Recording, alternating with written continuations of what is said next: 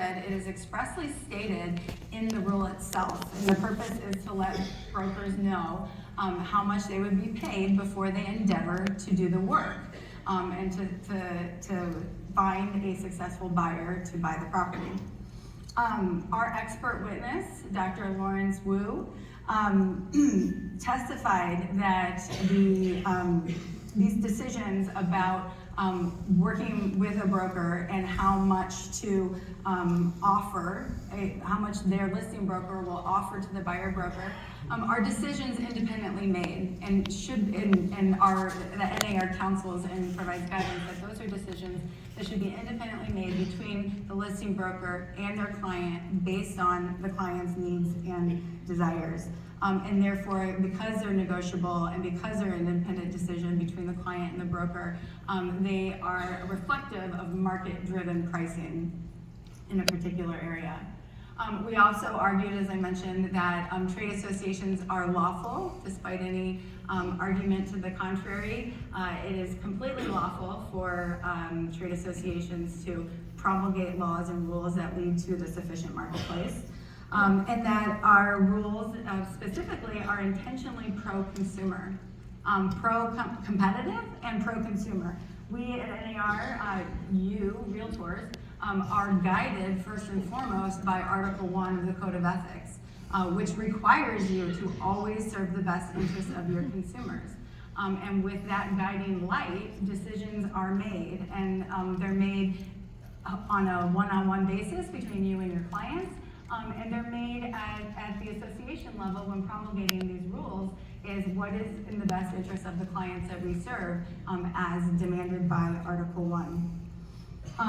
We argued, we didn't argue, we showed very convincingly, I thought, through witness testimony of brokers, agents, that realtors provide great value and services, that sellers benefit tremendously from the work of their listing broker, and sellers also benefit from the work of the buyer broker, as Charlie explained, that the outcomes are more buyers, thus driving up prices and competition for a home, and attracting attention to the sale of your home. So there is a benefit. We also argued that sellers are often buyers themselves, and therefore receive the benefit of this arrangement. As the traditionally is in the marketplace.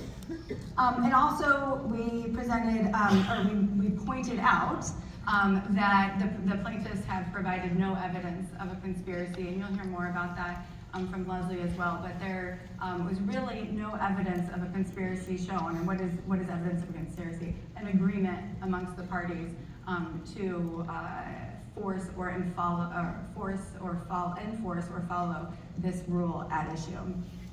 So that was really NAR's mission, because NAR's role was very distinct and different than our co-defendants, who were the corporate franchisors of brokerages. And so having presented our arguments, the corporate defendants then had their own time, witnesses, and testimony to present for their defense as well. So Leslie, with that, why don't we talk about the verdict, and maybe start by explain a little bit about this per se versus rule of reason analysis? Yeah, definitely. Hi, everyone. I'm Leslie Lupo, NAR's General Counsel and Vice President of Legal Affairs and Antitrust Compliance. So backing up a little bit, as Katie mentioned, this case, and you all know, has been going on for many years. And so there's been a lot of decisions that have led us to the courts and to the trial last month in Kansas City.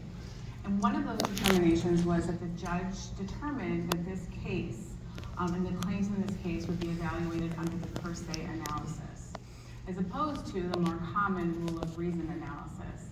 And this decision by the judge in delivering the case to the jury to determine whether or not an antitrust violation had occurred using the per se analysis is a critical issue in understanding the jury's verdict.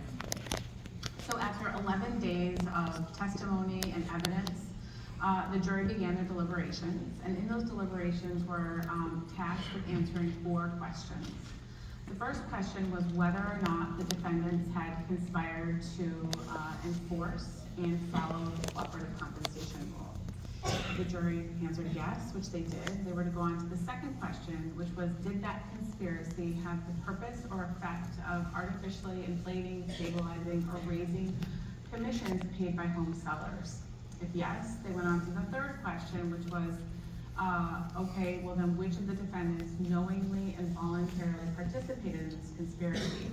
And then finally, how